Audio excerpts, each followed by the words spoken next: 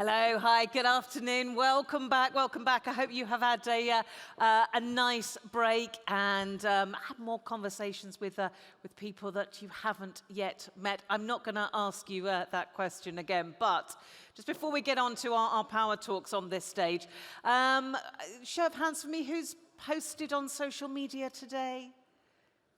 Yes, good, good, good, good. Who has posted more than once on social? How many times? Two. Oh, okay, okay. The way that your hand went up, I thought you were going to say 12. Anyone else? More than 2 times on social media today? Yeah? How many? 4. 4. How many? How many? Twice? Who hasn't yet posted on social media? Right. Lady in the blue top. Guess what you're, yes, yes, blue jacket, yes, yes. But you only get one of the elders if you post on social media. I mean, come on, that's fair, right? Ready? This is where I'm not going to be able to throw it to you. It's a lot lighter than you think. Ready? Oh, sorry. The gentleman in front was not expecting that. My apologies, sir. Make sure you tag in Eurelectric Power Summit 26. Fabulous. Thank you very much. Lovely. We'll all be looking out for that one. So we have 2 power talks for you. If you've been looking at your app, you'll know that we have Power Talk 3, which is happening in the Finlandia Auditorium. Oh, no, that's this one. Sorry. The other one that we've got, there's so much going on, is in the Helsinki Hall, which is long-duration energy storage. That's happening at the moment in the Helsinki Hall. The one that we are doing here is squeezing costs out of the system. This is where we really get in depth and get some really good examples and case studies of what is happening there, and indeed what is happening in the wider world and the impact that that is having. So very pleased to introduce our moderator for this. He's the editor-in-chief of Montel News. Please welcome on stage Richard Sverrisson.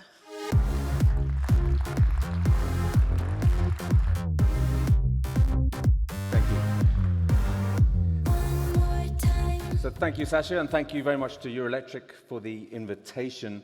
I'm absolutely delighted to be in Helsinki.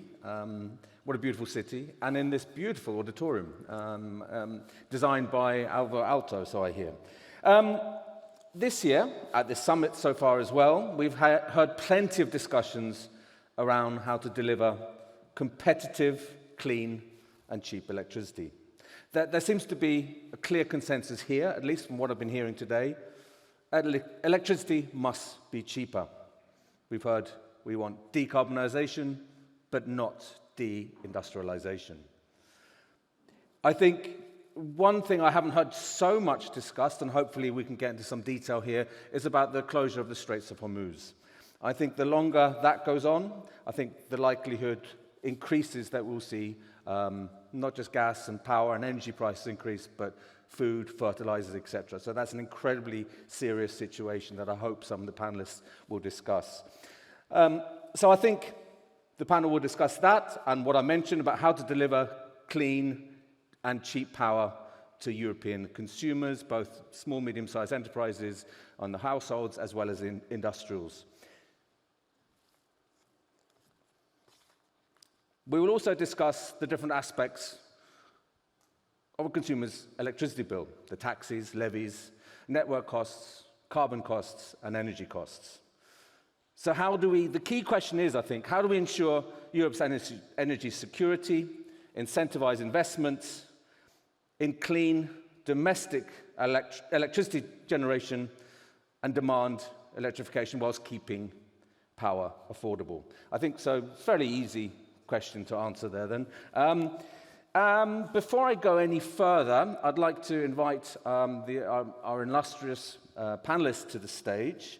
So I'm going to start off in no particular order. Start with Johan Mörnstam, who's CEO of E.ON Sweden, Nordics, and chairman of EDSO. Please take your place on the panel there, Johan. You'll probably be having 2 hats on today. I will probably have 2 hats, but yes. mainly EDSO. Okay. And next, please, I'd like to welcome Korina Grajecki to the stage, who's Director of European Affairs at ONGI.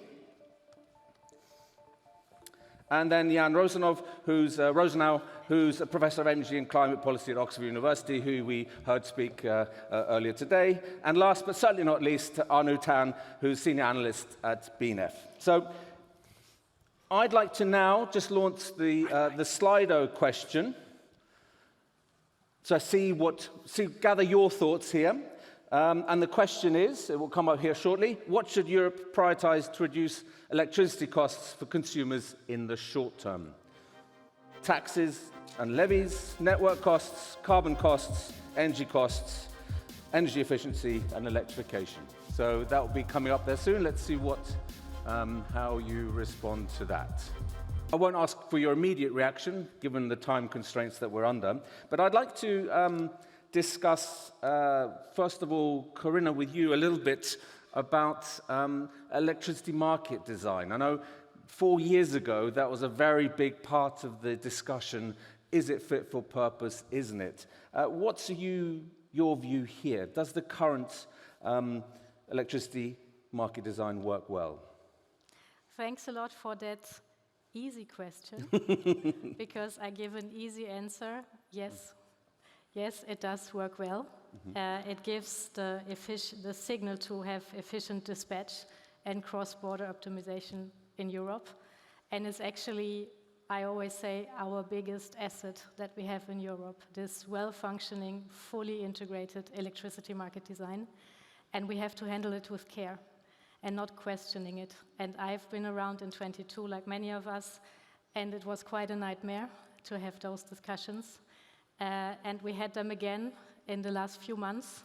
Luckily, that has calmed down because we at ENGIE, and I think really everyone here in the room in the Eurelectric family is convinced about that this market design is the right one. It's quite an impressive, resilient, smooth machine. It gives us savings. We have this great number from ACER saying 34 billion euros a year are being saved through that market integration of our electricity market. So totally convinced about that. Does that mean that we cannot improve it further? Of course not. We can always improve things. We can discuss, and we probably will, flexibility. How can we bring better into the system? We can discuss risk mitigation products for consumers, because of course we speak about costs for our consumers. We can discuss the long-term instruments that are in place, and of course there is the big bottleneck of the grids. So all of that plays together. But again, the simple answer is yes, the market is working well. And my biggest worry at the moment is that member states might see to the temptation to intervene in that market at national level with interventionist measures that fragment the market instead of going into more integration. What would be the better answer to the situation? And the market design served us very well. It got through us to that crisis. We may see more discussion around it going forward if prices do rise in the next 6 to 8 to 12 months. But that's another matter. Jan, if I can talk to you, what impact can electrification have on Europe's energy competitiveness and independence? Surely it's absolutely crucial. Well, maybe I'll start with independence first, because that's the obvious answer, is that, of course, electrification, if it uses electricity, that is from domestically produced electricity, helps with independence, because it is, by definition, independent of international markets in terms of needing to import. The more difficult question is around competitiveness, I think, because it is unclear at the moment which parts of European industry can electrify and that will increase competitiveness, and which parts actually struggle to achieve competitiveness by electrification. And it's not so clear cut, so it depends largely on the electricity price versus the alternative fuels. So if you are in Norway, for example, you have very low cost electricity. Finland also quite close. Industrial electrification already makes a lot of sense. But if you are in a place with high prices, I live in the UK, we have the highest, I think, industrial electricity prices in Europe. It's very difficult to... Oh, my My mic stops working. Now it's back on. It's very difficult to see how, by switching from a gas boiler to an e-boiler, you're going to save money. So you're not going to improve your competitive position. So it's nuanced, I think, when it comes to industry. It's much clearer cut for EVs, heat pumps, but it's much harder, especially when you think about higher temperature industrial heat. So there are segments where competitiveness can be improved, but I would certainly not claim that electrification of industry always leads to an improvement in competitiveness. Not at all. I think it depends largely on the context that you're in. And we're on the right path. We are partly on the right path. I think I'm very encouraged by the auction the European Commission launched. Actually, not many people have written about this in the media, but it's the world's first electrification auction for industry, 1 billion euros, and there's now a second round. And I think it's a great instrument because it's competitive. It's like what we've done in electricity markets, and you let the best solutions come forward, and there's a price-finding mechanism, and that uncovers innovation and really stimulates, I think, progress when it comes to R&D. So I think that is a great instrument, and we are on the right path, but we're only starting to get onto the path, I would say. Absolutely. Arno, there was a Slido question there. We're talking about consumer electricity bills. Which parts of the bill is most misunderstood, and why does that matter, do you think? Now, for all of us in this room, we know exactly what's in the bill, but the man on the street doesn't, and it's obviously the problem. So my short answer to that question would be like, all of it.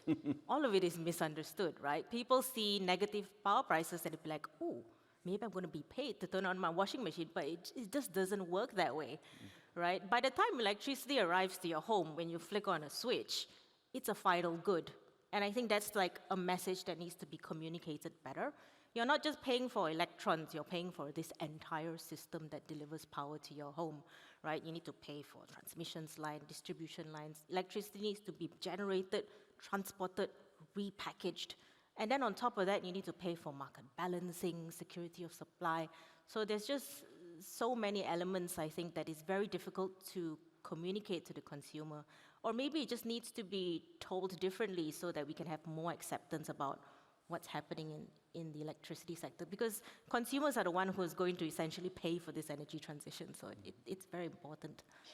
I think that's key here, isn't it? It's a very complex system, and we're in this room are aware of the complexities, but that gets lost on the consumer, and maybe that's part of our job as well to explain that complexity in a better way, so that we don't get this kind of wave of street protests, or popular, whatever. But thank you, absolutely, on. So, Johan. There's been a lot of talk of optimization here of networks. The question I have for you is, do we need more electricity grids, or do we need to use what we have better? I think the answer is pretty straightforward. First of all, I'm representing EDSO, and EDSO is basically 2% of the European DSOs, but reflects 60% of the connections across Europe. And back to your question, I think it's not either or, it's both. But given that the European Commission basically said that between 2025 and 2040, we need 730 billion euros in investments in the DSOs across Europe, I think it says it all. But nevertheless, I think there is a lot of things that we can do to utilize the existing grid and the new grid in a more efficient manner. It's about using new technology to run the grid more efficiently. I think we can, by digitizing, using smart meters, also optimizing the system in a more efficient way. But it's also to use flexibility in a completely different way, and with that also utilize the grid in a more efficient way. But it's not either or, it's both. It's both. And let's not forget, some of these grids are 100 years old, right? Absolutely. So we need both to modernize, but we also need to build out. Yeah. Excellent, thank you. I'd like to go into the next round of questions, and I'll start with you this time, Johan. How do we strike the right balance between accelerating investment in the grids and making sure consumers don't face ever higher network costs? So keeping the costs down, but increasing the rollout of the grids. I mean, first of all, I think you brought it up. I think it's about the narrative, how we talk about the energy transition, the electrification. I think that is an enabler and we need to look at the whole system. We don't need to pick the different elements of the total cost. So we need to make sure that it's simple for the customers. But otherwise, I believe it's about what we have classically talked about for a long time. It's shorten the lead times, permitting processes, but it's also one of the biggest efficiency gains is really to make sure that we match and balance when the demand is there with the grid build-out and also generation build-out. I think that is actually one of the most important things to take down the costs. We can also incentivize flexibility so we can help customers to steer their consumption. We need to do it simple. So we basically need to make sure that they are doing it without really thinking about it too much. So there are a lot of elements that can be done. And we also talked about earlier today anticipatory investments, because we also know that having bottlenecks in the grid, having bottlenecks in the energy system also hampers new industries to establish themselves. And I think that is one of the most important gains as well, because the cost of not having the grid ready when the demand is there is significantly higher than the cost of having a little bit of a build-out in advance. That is simply a fact, and there are quite a lot of research that shows that. So there are a lot of elements to make sure that we utilize the grid in a more efficient way. If I can just ask you one follow-up question on permitting, because I hear a lot, you know, and we've heard here, and it's obviously a crucial element to speed up the permitting process. You know, over here in Sweden, it often takes up to 10 years for a grid to be permitted. That's in your home market. How can you speed that up? I think because we live in a democracy, don't we? We can't just say build that through there. No, but I think there are two perspectives to that. One is the internal perspective, that we as industry, we can also be more efficient in how we apply. So basically fill in the forms in the correct manner, have the dialogue with the authorities. I think that is one thing that can shorten the lead times. The other is that we need to make sure that we have a one-stop shop. Today, we are approaching a lot of different authorities for a permit or for different permits. And they are not working in parallel. They are working sequential. So I think that is one thing. But at the end of the day, we are talking about physical build-out, so it will take time. So we need to shorten the lead times, but we also need to make sure that we use flexibility and other elements to use existing grid in a more efficient manner. Yep. And then I think there is another thing in terms of affordability, and that is to make sure that we also get as much electrons into the system as possible, because that also means that there are more customers that can actually share the cost of the total system.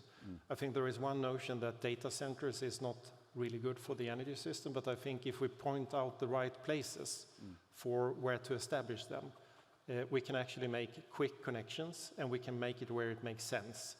And you mentioned the heating.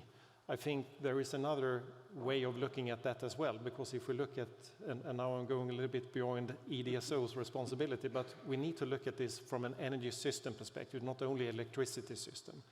And we see, for example, in the Nordics that we have successfully, since many years, introduced district heating. And I think when we look at data centers, for example, they provide a lot of excess heat.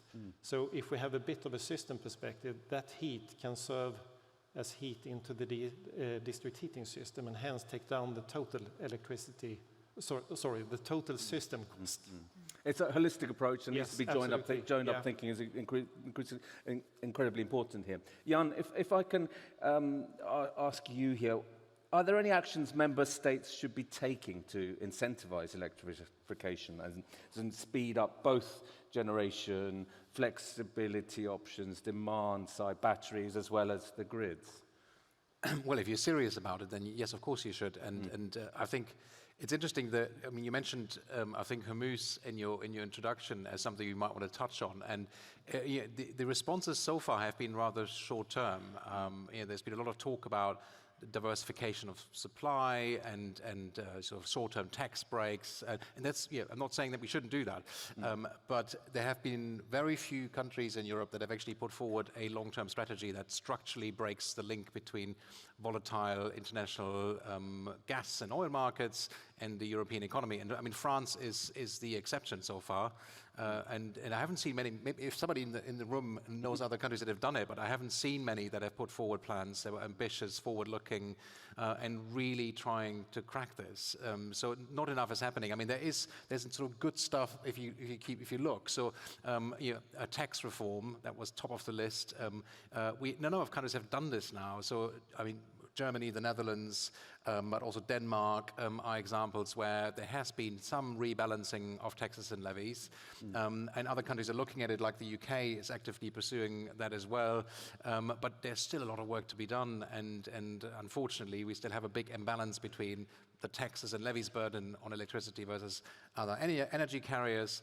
And when it comes to the industrial sector, I think we're at the very beginning. I mean, the SDE++ program for the policy geeks in the Netherlands, I think is a really interesting one. It's like a contract for difference for industrial electrification, or the German climate protection plans for industry. But there are not many policies. Most of the policies have targeted the transport sector and the building sector so far on electrification. So a rollout of EVs is happening, heat pumps doing relatively well, but when it comes to industry, there's very, very little. So there's definitely room to improve. Lots to be done here. Corinne, I think this is where electricity market design comes into the picture. And my question is more about PPAs and CFDs. So how can the EU and national governments help accelerate the rollout of such contracts, which help with electrification, in ways that are also compatible with the electricity market? What do you think there, Corinne? Long question. Thanks a lot. No, but very, very clear. If I may, just to echo what I just heard from my co-panelists, and just to emphasize that I fully agree on the holistic view of the energy system. I think that is something that we have to have in mind, even if we discuss electricity market design. There is more around, and it's good to have a holistic view.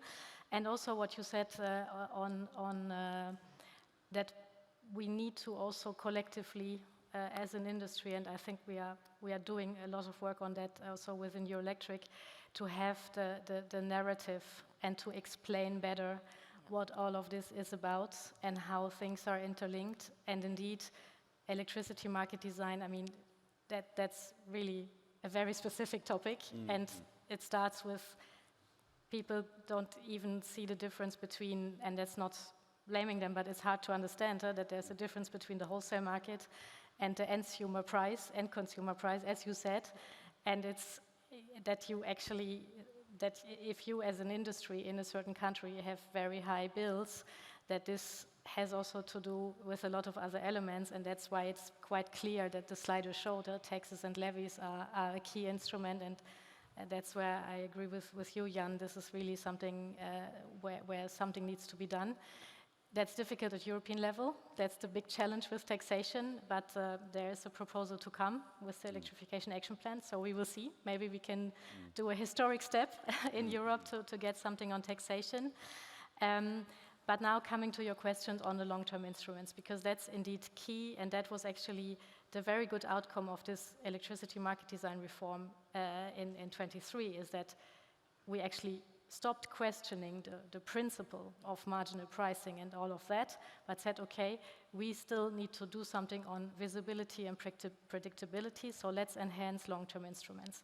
And I think that's very good for our customers, but also for us as developers, as producers. I just would like to make a very clear distinction between the two main instruments, CFDs and PPAs, because one is a government instrument, a support instrument, and one is a market instrument.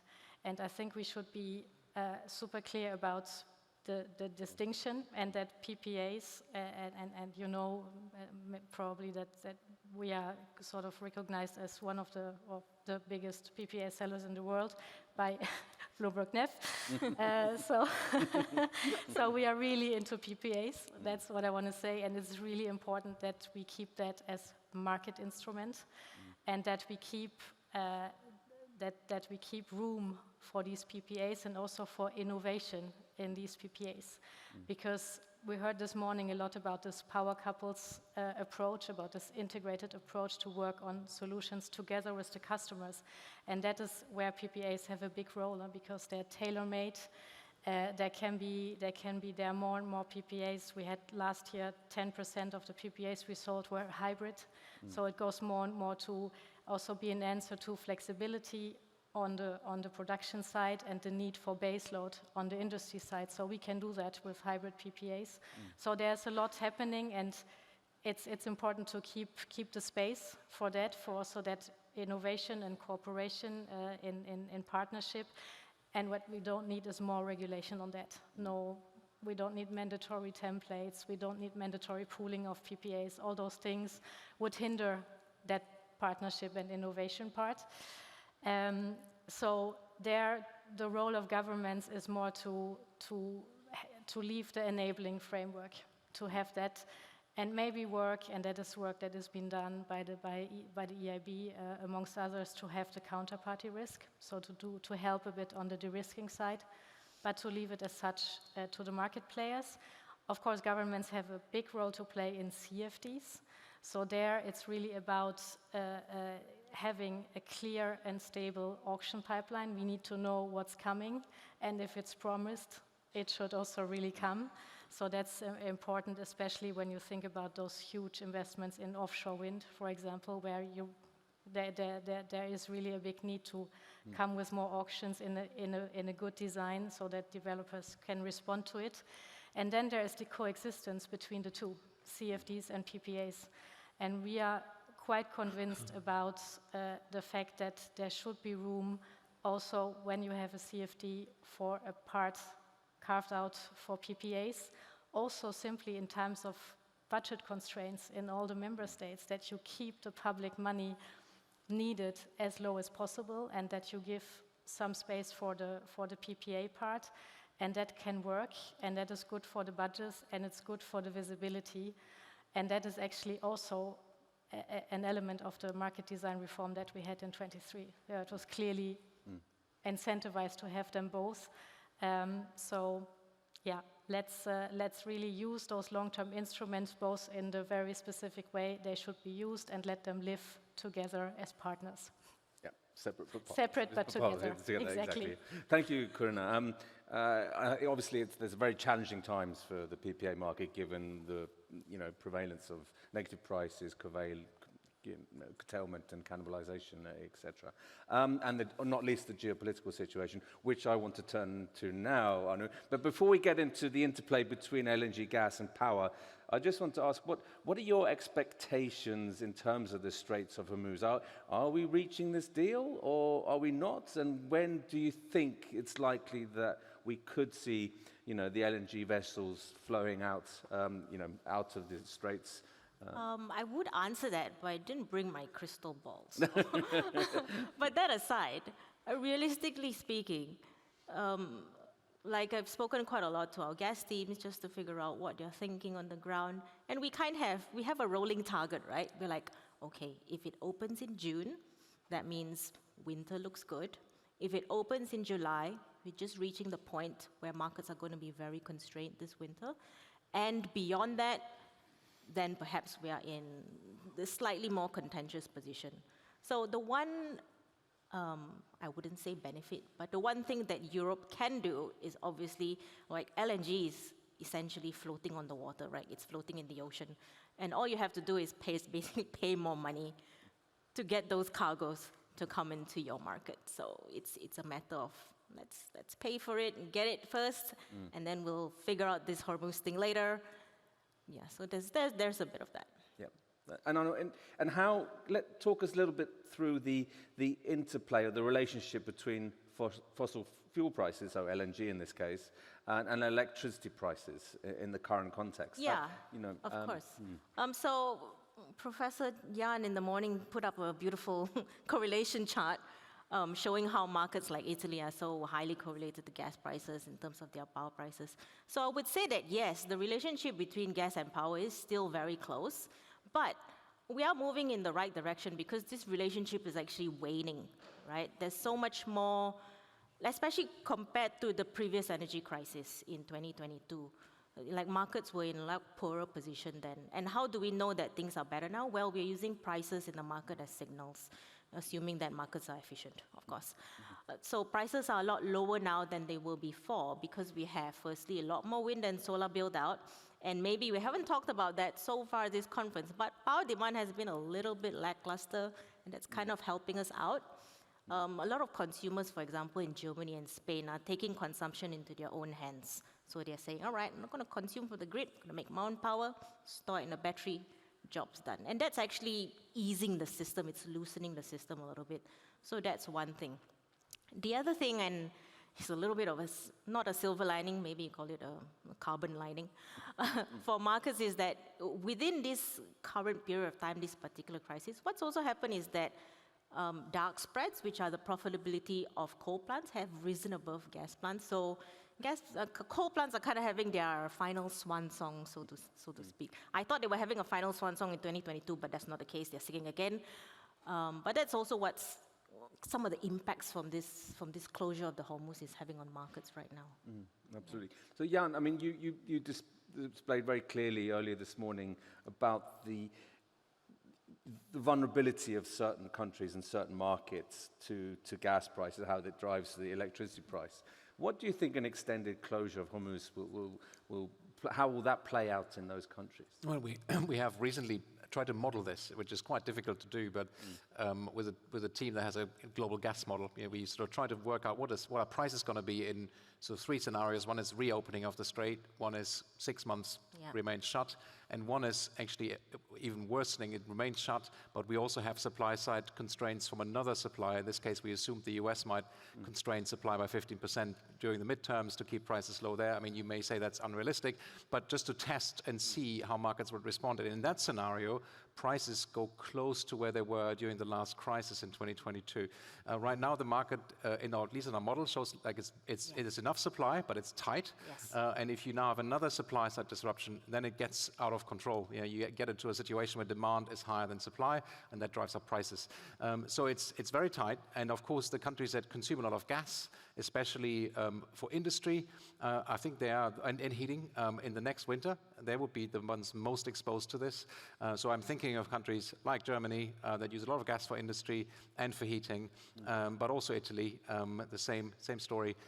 And that is not a good situation to be in, given where we are with storage levels being low and with prices still being 60-70% above where they used to be. And I think that is based on the assumption the strait will reopen, Exactly. right? Then that's and like it may not. sitting on the fence now. Exactly. Yeah. And we have seen, I think, the US administration saying several times, well, we're going to reopen the strait tomorrow, and we have a deal. But it's still not open. So I'm not so sure when it will reopen, and I think nobody is sure. So we got to be very cautious, I think, what assumptions we make. And how could that play out for like gas storage going into the winter? I mean, that's obviously a critical question. I mean, the worst case scenario would be one of depleted gas storage and a cold winter and an elevated supply shock by other geopolitical tensions. That would be a terrible situation, and hopefully we're not going to get anywhere near that. But that's hopefully not going to happen. Yeah. Touch wood. Touch wood. Touch wood. Johan, I'd like to return to the nitty-gritty of the electricity networks, from the Straits of Hormuz right down to where it actually happens and where it matters, if you like.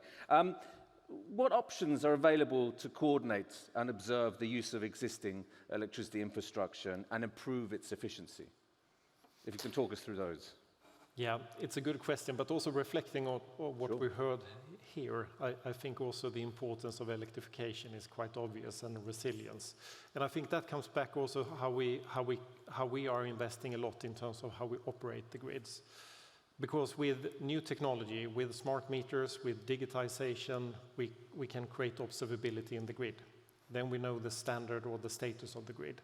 And with digitization, we also have the steerability of the grid. That means that we can steer it in a completely different way than we did in the past. And that is great because, number one, we are increasing the efficiency factor of the grid again. And secondly, I think there is a resilience perspective to that, because that also means that we can steer, close, open different parts of the grid depending on where we have damages or other interruptions.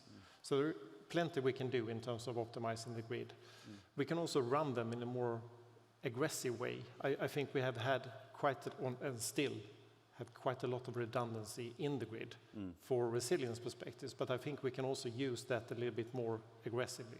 Aggressively. How can you explain what you We mean? can run the grid Right. a little bit harder, which also means that there is slightly more risk, but I've been in the industry for many years, not only in the DSO industry, and I know that if there is any industry that is risk averse, that is the energy industry. So I think we can do a little bit more on that as well. I think that may be very welcoming words for some of the people in the audience who are, exactly as you say, who have experience of DSOs and TSOs being very risk averse. Rightly so in many ways, because of course security of supply. And I'm not meaning that we should be reckless. I think we should be prudent, but we should use what is there in a more efficient way, and that new technology can help us to do.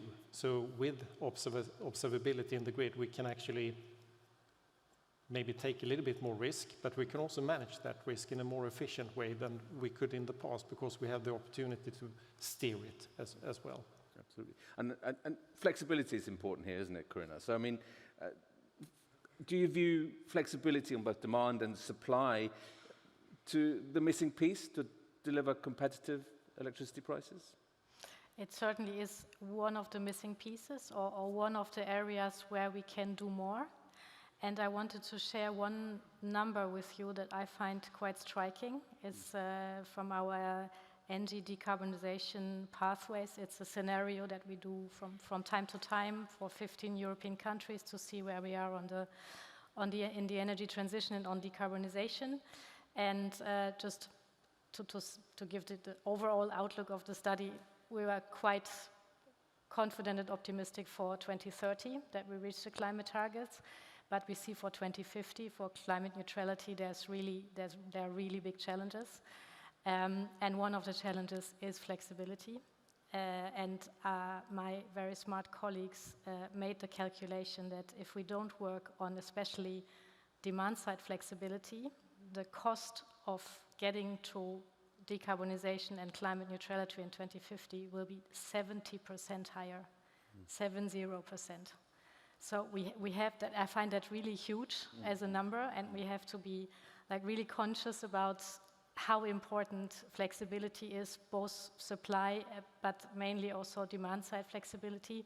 And that's why I found it also really encouraging this morning to hear that actually both metal industry and data centers that are usually considered as very not flexible say, well, we actually can work on flexibility. There are ways to become more flexible, and that's why I really think that that approach of working together as suppliers, as clients, as infrastructure, that we can really unlock the potential. But again, you won't be surprised, I believe again in doing that with market signals. So I'm not talking about major regulatory intervention here, but really look into the market, and there is this flexibility needs assessment going on in the several member states, and I think that's important to look at, okay, where are the gaps and how can we incentivize flexibility market-based to really overcome the barriers there and to get away from this shockingly high number of cost increase that would come with unflexibility. Very important. Johan, you wanted to come in here. Yeah, just to add on flexibility, we haven't spoken so much about policy, but I think here on the DSO side, the policymakers, the regulatory authorities, they have a great important role here to make sure that there is an incentive for the DSOs to utilize the flexibility. But I also believe that there is an opportunity by having a tariff structure that actually steer the utilization of the capacity in a more efficient way is also an opportunity to take down the system cost, but also to enable a structure for flexibility. Absolutely. Jan, I mean, is the policy debate, not focused enough on flexibility, on demand side response, and is it more too much on supply? It always has been. I mean, I would argue it's never really prioritized the demand side. I think that is slowly changing as we move into a world where we've solved a lot of the supply side issues, not all of them, but especially what we discuss here. I think 10 years ago, electrification wouldn't have been on the agenda here as the top topic, and today it's in every single session we talk about it.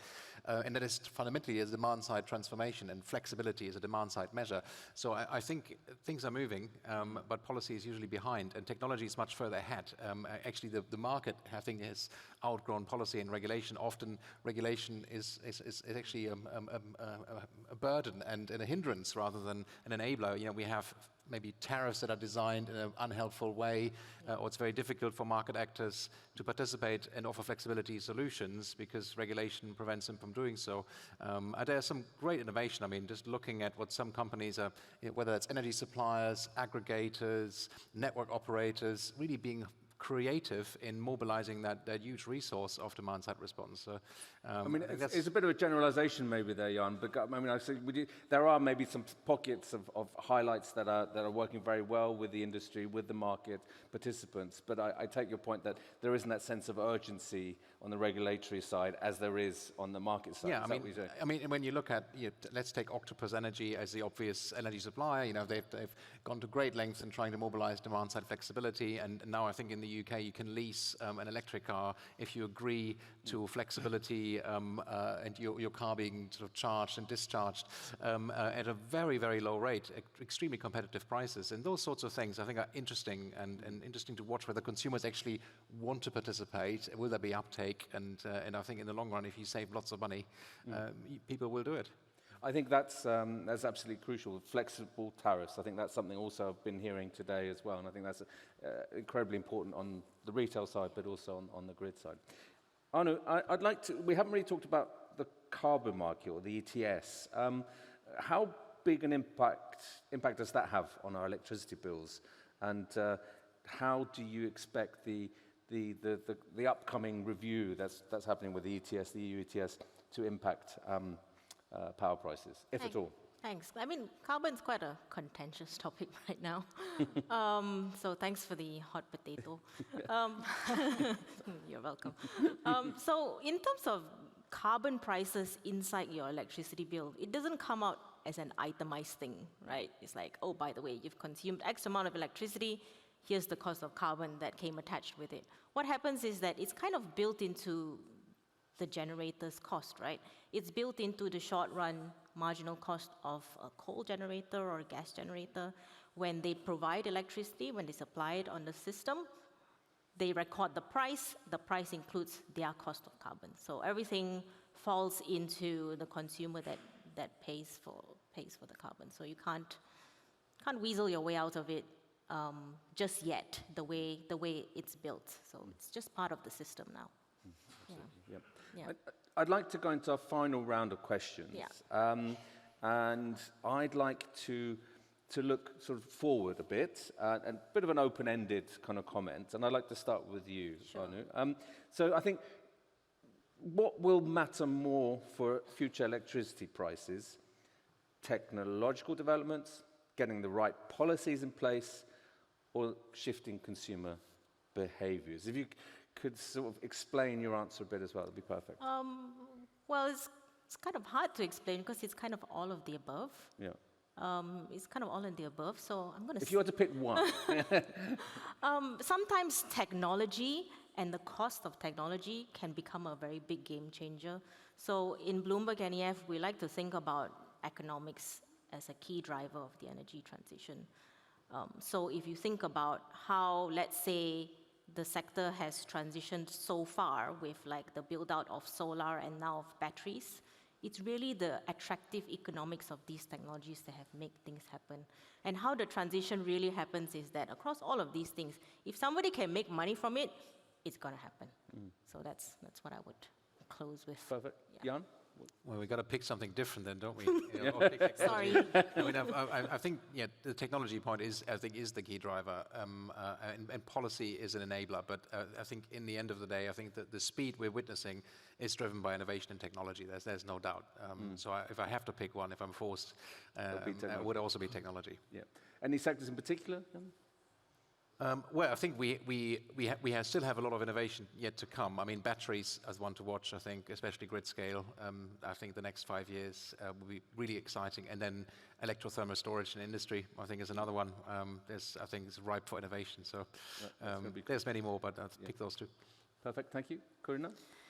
I cannot pick one. Okay. I just can, but I try to say how I see the three of them together. So technology, of course, will be key and will structurally lower costs if the market framework is right. So again, flexibility, all those things.